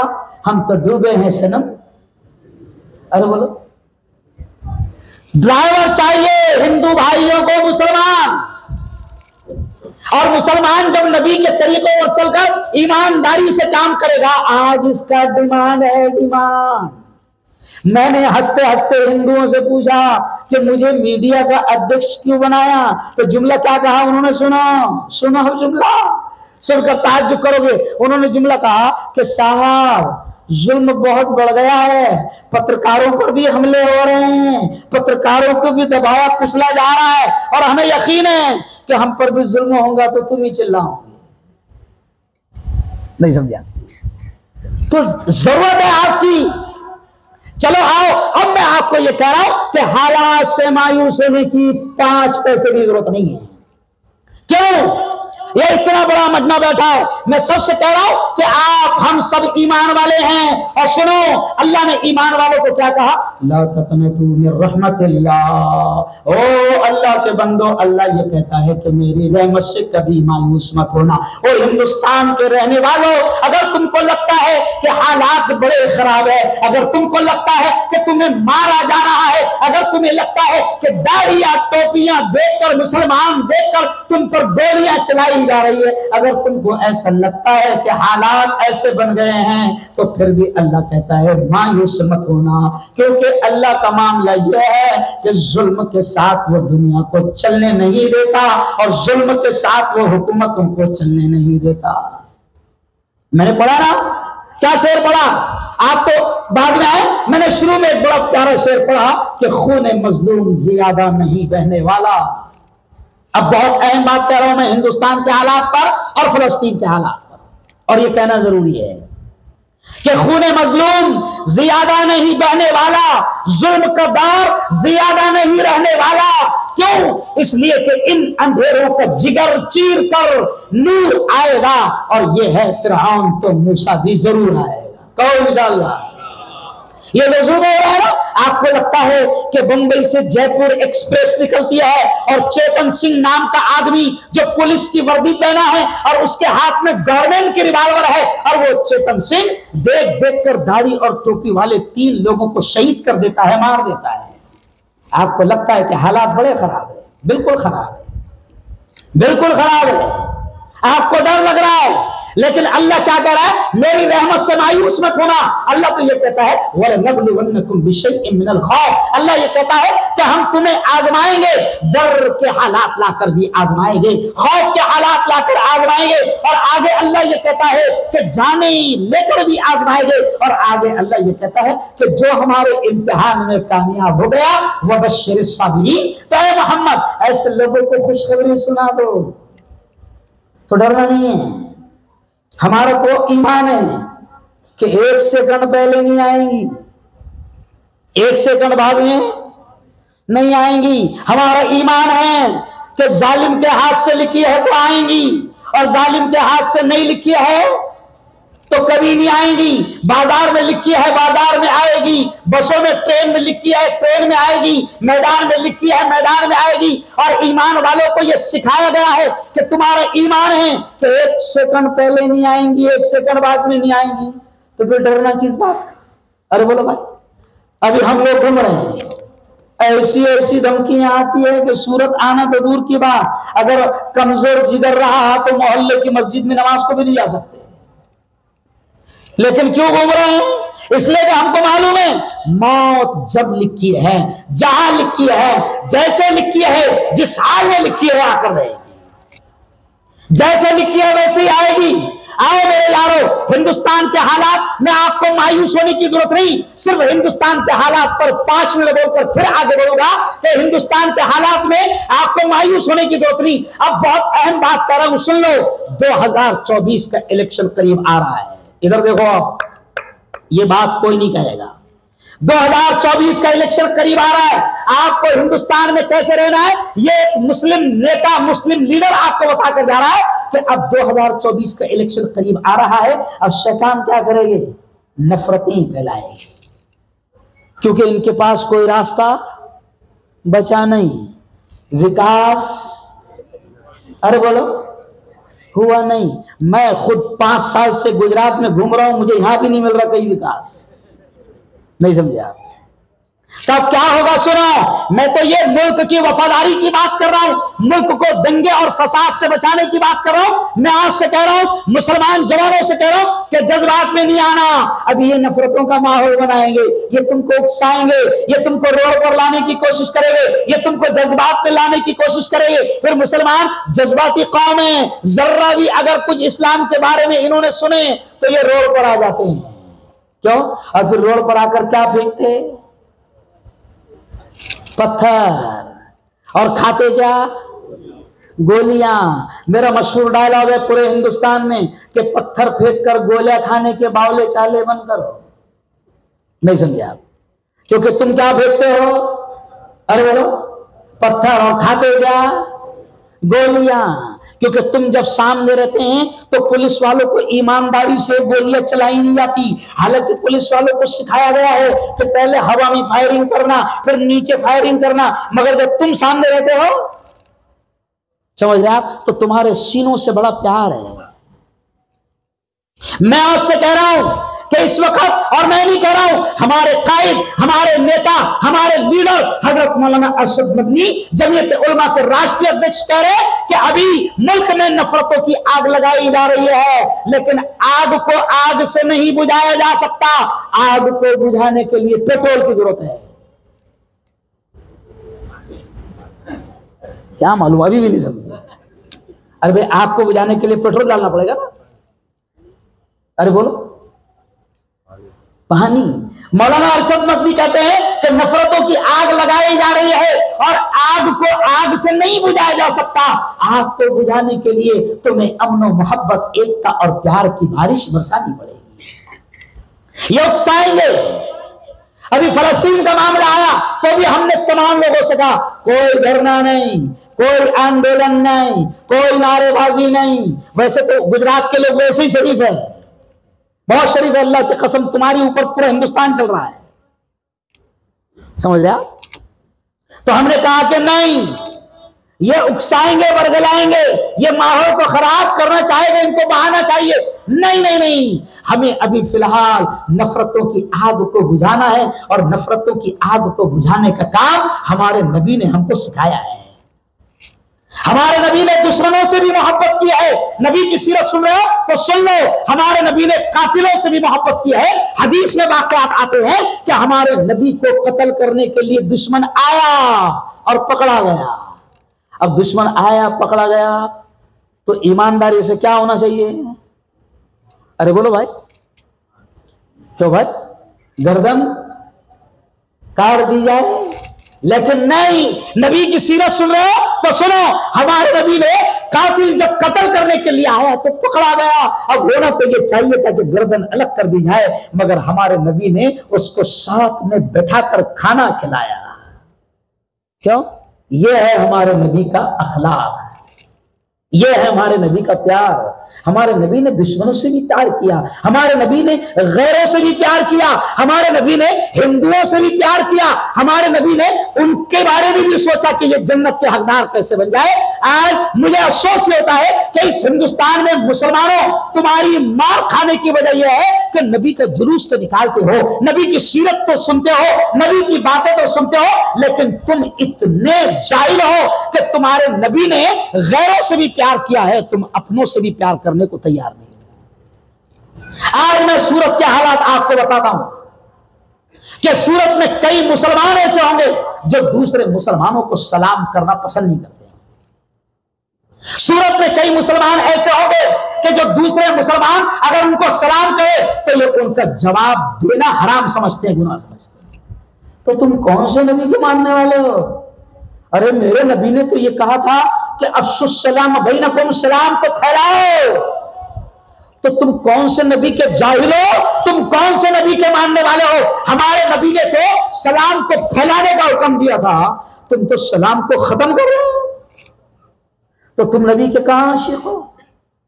नबी ने कहा था कि सलाम को फैलाओ, सलामती फैलेगी, मोहब्बत फैलेगी, अमन फैलेगा। क्योंकि जब तुमको कोई सलाम करता है अस्सलामु अलैकुम, तो उसका मतलब होता है अल्लाह तुम्हें सलामत रखे। तो वो तुमको जवाब देता है वालेकुम अस्सलाम, अल्लाह तुमको भी। तो नबी ने तो सलाम को फैलाया। आज मुसलमान से नफरत कर रहा है। आपको मालूम है 12 रबीउल अव्वल को मध्य प्रदेश के एक शहर खंडवा में क्या हुआ? तुम्हारा ही शहर है ना खंडवा। मध्य प्रदेश के शहर खंडवा में क्या हुआ? सुनो मुसलमानों ने कितनी घटिया हरकत की कि मुसलमानों ने एक 12 साल का 14 साल का बच्चा जुलूस में दूसरे मुसलमानों को नारे लगाते हुए गालियां दे रहा है, जहन्नमी कह रहा है, और ऐसे लफ्ज कह रहा है जो मुझे माइक पर कहना।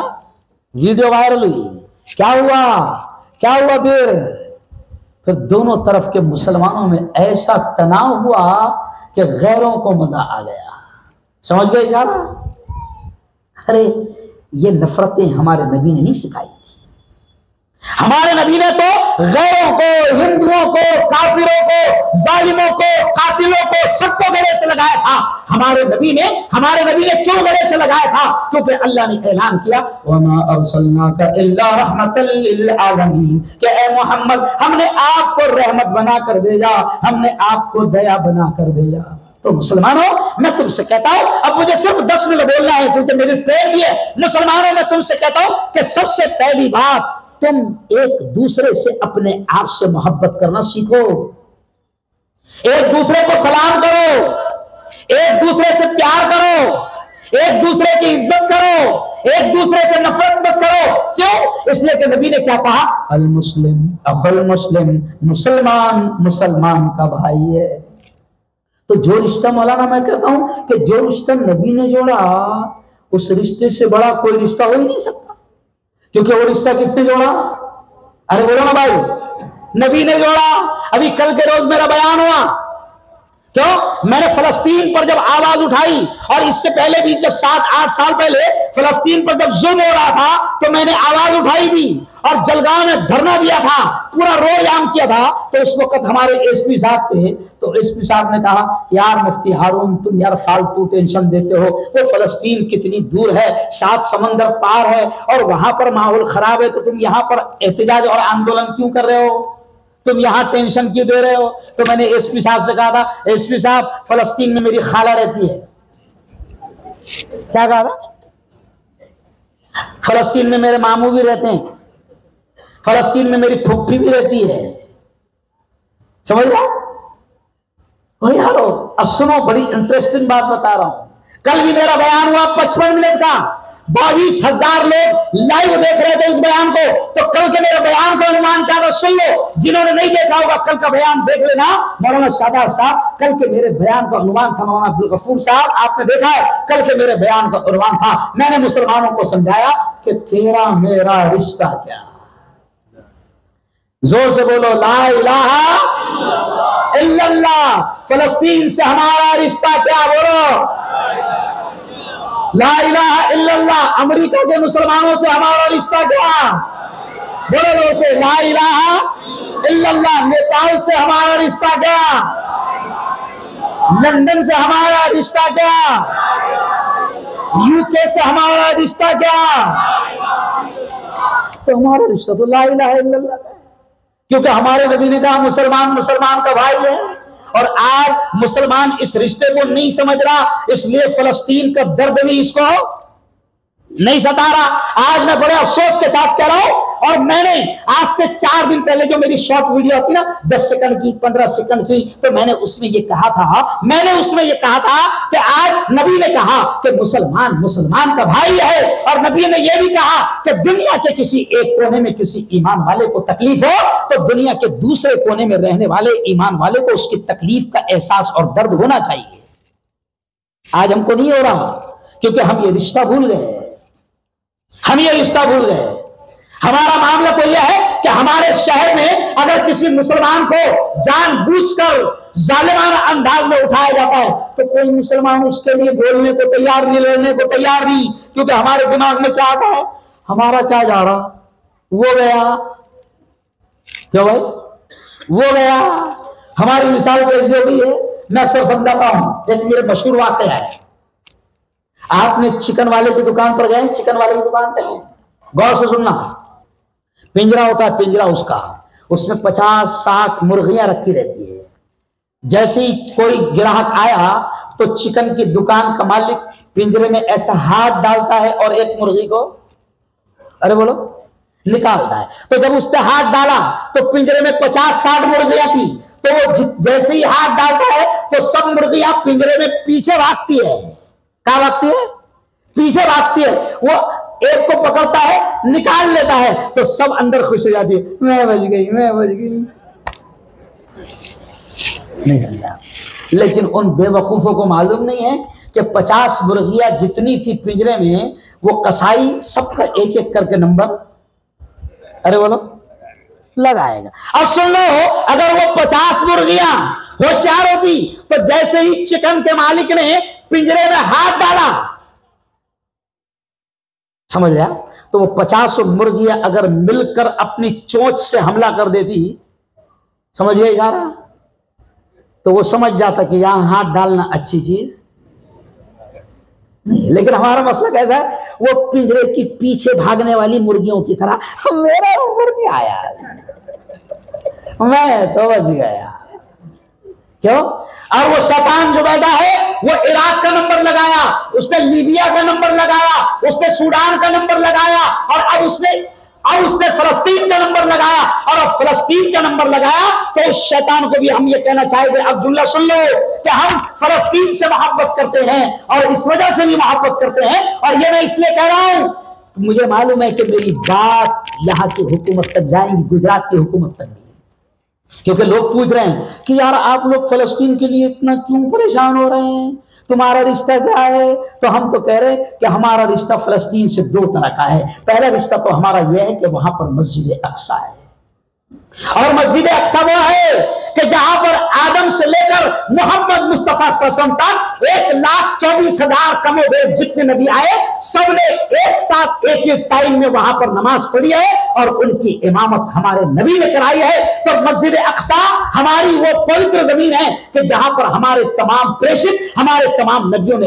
एक साथ कदम रखा है और नमाज पढ़ी है। इसलिए मस्जिद अक्सा से हम मोहब्बत करते हैं, और हम अपनी जानों को खत्म कर देंगे मगर मस्जिद अक्सा पर आज आने, अरे बोलो, नहीं देंगे। एक रिश्ता तो हमारा ये है, और दूसरा हमारा रिश्ता ये है कि वो अहले ईमान है, और अहले ईमान के बारे में कुरान ने भी कहा इन्नमल मुमिनूना इख्वा, कि तमाम ईमान वाले क्या है, भाई भाई। और नबी ने कहा कि तमाम मुसलमान भाई भाई है।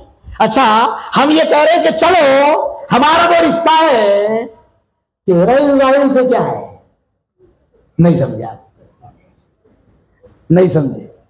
तू तो यहां मर रहा ना, लेकिन तू क्यों कह रहा आई स्टैंड विद इजराइल। तो तेरा बता, तेरा डीएनए क्या है? क्यों? हमारा तो डीएनए है, क्योंकि वो सब हमारे ईमान वाले भाई है और मस्जिद अक्सा से हमारा रिश्ता है। लेकिन तू क्यों इजराइल से इतनी मोहब्बत कर रहा? तो पता चला दाल में कुछ तो काला है, या तो पूरी दाल अरे बोलो काली है। समझ रहे आप? वैसे वो भी बेचारे अच्छे आदमी हैं, बस कुछ तो मजबूरियां रही होगी, यूं कोई बेवफा। अरे बोलो, जब उनके अब्बा अटल बिहारी फलस्तीन के साथ थे तो ये क्यों उधर भाग रहे हैं? नहीं समझा। तो कुछ तो मजबूरियां, अरे बोलो यार, मजबूरियां समझी करो यार, कुछ तो मजबूरियां रही होगी। ओ यारो सुन लो, फलस्तीन के मुसलमानों के लिए हमको यहां पर माहौल खराब नहीं करना है, लेकिन अब सुन लो, हुकूमत के लिए मैं पैगाम दे रहा हूं, हुकूमत खुश हो जाएगी कि मुफ्ती हारून ने बड़ा अच्छा समझा कर गया। मैं सूरत के मुसलमानों से कह रहा हूं, जवानों से कह रहा हूं कि हमारे मुल्क में माहौल खराब नहीं करना, लेकिन फलस्तीन से हमारे ईमान वालों से इतनी मोहब्बत तो होना चाहिए कि हम उनके लिए दुआएं करें। आज अफसोस है कि जिस दिन फलस्तीन के मासूम बच्चों को बमों से उड़ाया जा रहा था, उस दिन सूरत के नौजवान वर्ल्ड कप देख रहे थे। बोलो सच कह रहा हूं? क्यों?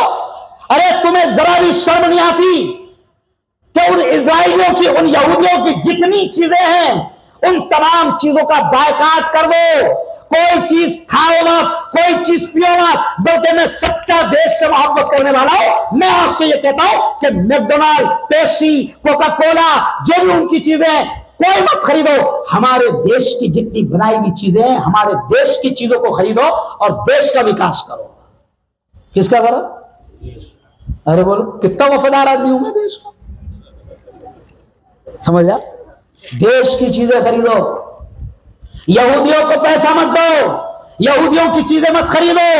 आपको नहीं मालूम, रोनाल्डो एक प्लेयर था, रोनाल्डो एक प्लेयर है, मालूम है, बड़ा फेमस। सिर्फ एक मरतबा उसने क्या किया कि उसके टेबल पर पेप्सी भी आई है और पानी की बोतल आई, मगर दूर थी। उसने पेप्सी को सिर्फ ऐसा साइड में कर दिया और पानी की बोतल उठाया। सुनो मुसलमानों, तुम समझते हो कि तुम्हारे बायकाट से कुछ नहीं होगा? रोनाल्डो ने सिर्फ वो कोका कोला की दी या पेप्सी की दी, जो भी दी, कोक की दी या पेप्सी की दी, रोनाल्डो ने सिर्फ ऐसा साइड में कर दिया तो एक दिन में $4 मिलियन का नुकसान हुआ था।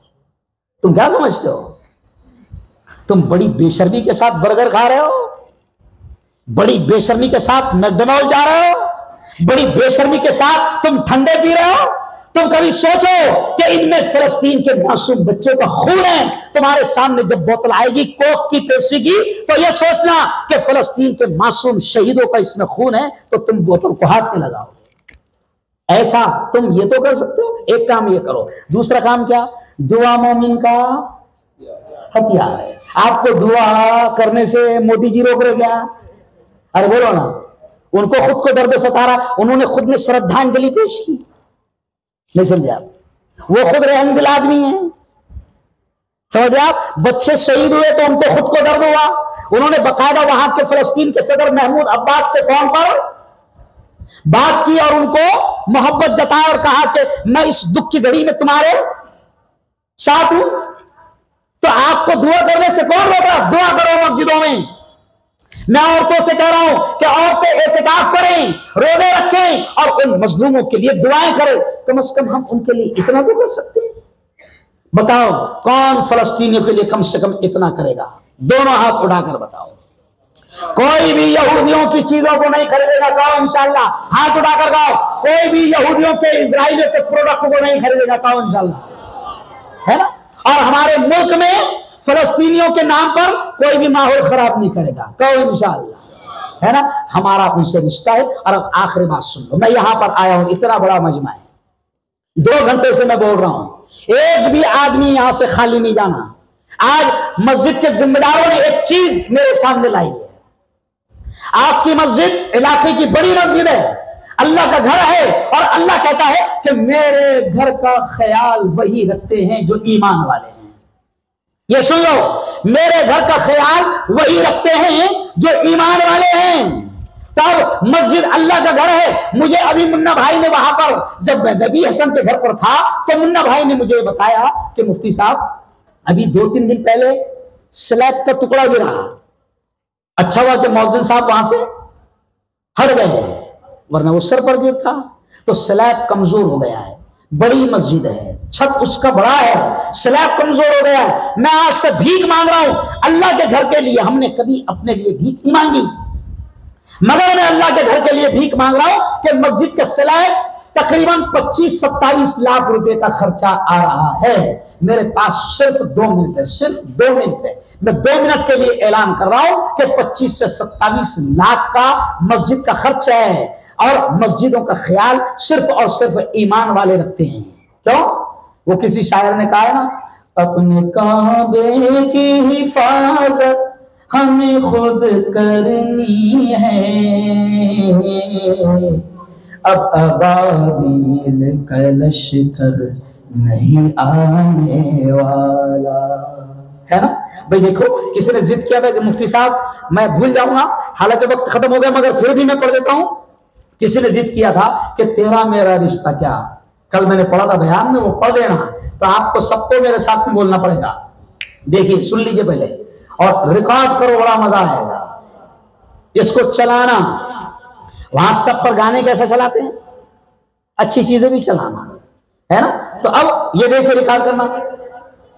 तेरा मेरा रिश्ता क्या, बोलो जोर से, ला इलाहा इल्लल्लाह, बोलो जोर से, तेरा मेरा रिश्ता क्या, ला इलाहा इल्लल्लाह, आपका मुझसे मेरा आपसे रिश्ता क्या, इलाहा इल्लल्लाह, फलस्तीन से हमारा रिश्ता क्या,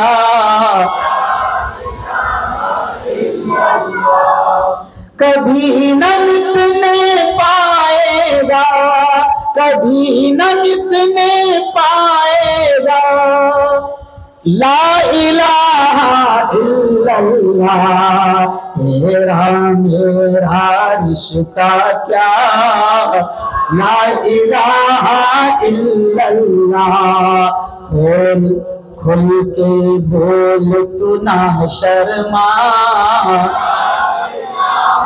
इल्लल्लाह। अगला शेर देखो, अर्ज़ो समा शम्सो कमर, जो कुछ भी आता है नजर, अर्ज़ो समा शम्सो कमर, जो कुछ भी आता है नजर, सब कुछ हो जाएगा फना, सब कुछ हो जाएगा फना, बाकी रहेगा एक खुदा, ला इलाहा इल्लल्लाह, ला इलाहा इल्लल्लाह।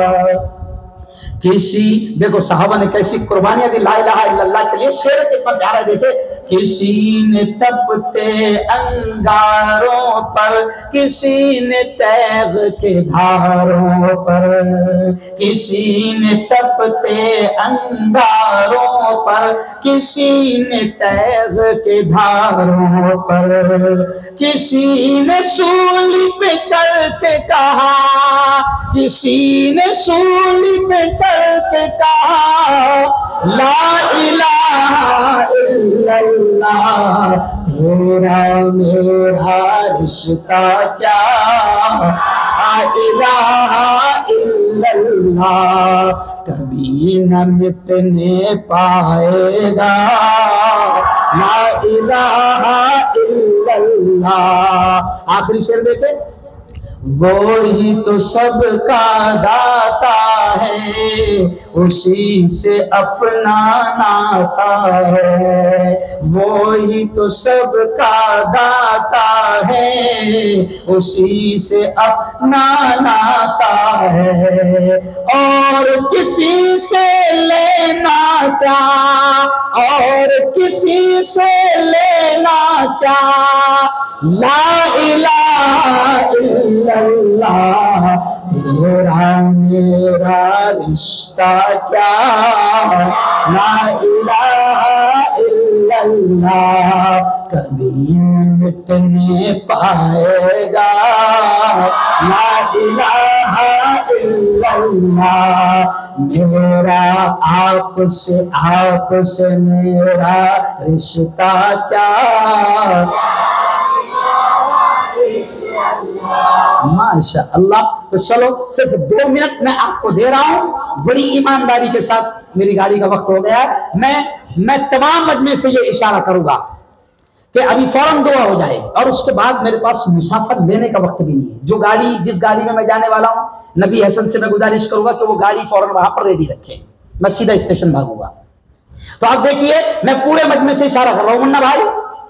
मुन्ना भाई क्या तरतीब है आपकी उसूल करने की? करने की अभी आपके पास यहाँ आ जाओ तो अच्छा है, बचपा देने। अच्छा, मुलाकात भी करता जाओ, आपकी देता भी जाओ। अच्छा, और मेरी गाड़ी छोटी रकम भी दे देंगे। अच्छा चलिए ठीक है, ये शर्त लगी है। देखो मैं पहला मौलाना हूं जो आपसे ये कहता हूं कि ताकत से ज्यादा कभी मत देना, जितनी ताकत है उतना ही देना, है ना।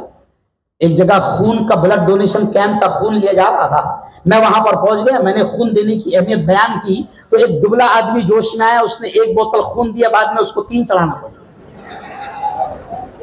तो जोश में आके ज्यादा भी नहीं मत देना, लेकिन जिसकी ताकत है 1000 देने की उसने 100 नहीं देना, जिसकी ताकत है 10,000 देने की उसने 1000 नहीं देना, वरना अल्लाह फकीर भी बना सकता है, क्योंकि जो खुदा देना जानता है वो लेना भी जानता है। चलिए, जो अब जैसे ही दुआ होगी, दुआ के बाद में आप मुसाफा करते निकलेंगे। बॉडीगार्ड कहाँ है भाई? खड़ा उधर, गाड़ी देखा तुमने? आए गाड़ी रास्ते में। ये इसके लिए आप एक बार जोरदार तालियां बजा दो इसके लिए। आप 22 साल तक पाकिस्तान के बॉर्डर पर दुश्मनों से लड़ता रहा, तुम्हारे कचभुज की बॉर्डर पर भी लड़ता रहा, समझ रहे आप, 22 साल तक, और अब मेरे लिए लड़ रहा है पटवे साहब, समझ रहे आप। चलिए दुआ कर लीजिए। नहीं अब टाइम नहीं, टाइम अंदर वो मसूरात ने भेजे आप उसको, एक नहीं 15 मिनट बाकी है ना मेरी गाड़ी के, फिर ये रहेगा मसूरात को मान लो, आज नहीं पड़ी है तो कल मसूरात आएगी नहीं। क्या? कौन सी बात? ढलता सूरज में कोई कव्वाल दिख रहा था? गाड़ी का टाइम में गाड़ी लेके आने का ही अब न वो हलाको है और न उसके साथी है, अजीज नाज़ा है ना। मगर मैं बगैर ढोलक वाला कव्वाल, मगर आवाज अल्लाह ने ऐसी दिया है कि कव्वाल कहते हैं कि अच्छा हुआ तू कव्वाल नहीं बना। इतना बोलने के बाद अब ये आवाज है, समझ रहे? अभी 1.5 घंटा 2 घंटा बोले।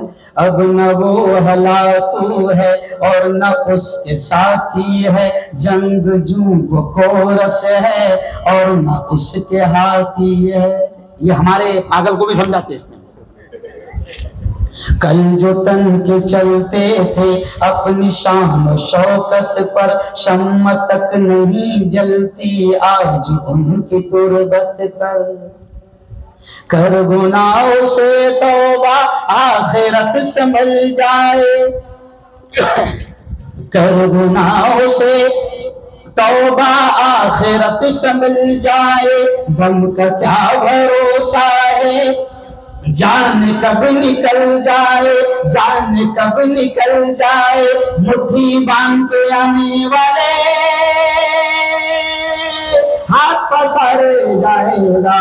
धन दौलत जागीर से तूने क्या पाया क्या पाएगा, आगे नहीं, समझ रहे? और दुश्मन बना था आपका जयपाल जादूगर, दुश्मन बना था आपका जयपाल जादूगर, जादू से उसने आप पे फेंका बड़ा पत्थर। अभी अपना जयपाल ये है, समझो। दुश्मन बना था आपका जयपाल जादूगर, जादू से उसने आप पे फेंका बड़ा पत्थर, पत्थर सीधा आने लगा उनके जिस्म पर, पत्थर सीधा आने लगा उनके जिस्म पर, पत्थर पे जब पड़ी मेरे सरकार की नजर तो फरमाया, क्या कहा ख्वाजा ने पत्थर से, रुक जाना तू वहीं पे जो जादू बलाता है, गिर जाना मुझ पे भेजा हुआ गर खुदा का है। ख्वाजा मोइनुद्दीन ने पत्थर से जब कहा, ख्वाजा मोइनुद्दीन ने पत्थर से जब कहा, कलमे की एक उंगली से पत्थर वो रुक गया, ये तो अल्लाह का करम है। पूरा मजना बोलो, ये तो अल्लाह का करम है। भाई कव्वाल बावला है, अपन थोड़ी बावले हैं। ये तो अल्लाह का करम है, मेरे मौला का करम है। और देखो अल्लाह वालों से जुड़ो, उनके कदमों में बैठो। हम तो ये कहते हैं जुड़ो, मगर छपरियों से नहीं। जो नमाजी नहीं पढ़ता और बोले हजरत बहुत पहुंचे हुए, कहां तक पहुंचे नहीं मालूम। अल्लाह वालों से, ओरिजिनल लोगों से जुड़ो। हम खुद कह रहे हैं। तो देखो ये शेर कव्वाली नहीं है। मैं जब अल्लाह वालों से जुड़ा, एक वली से जुड़ा, उनके कदमों में बैठा, तो इस दुनियादार को, इस नेता को, इस प्रोफेसर को अल्लाह ने दुनिया में इज्जत दे दिया। तो मैं कहता हूँ, निस्बत हुई है जब से मुझे तेरे नाम से, कह दो सुभान अल्लाह। निस्बत हुई है जब से मुझे तेरे नाम से, दुनिया पुकारती है बड़े एहतराम से।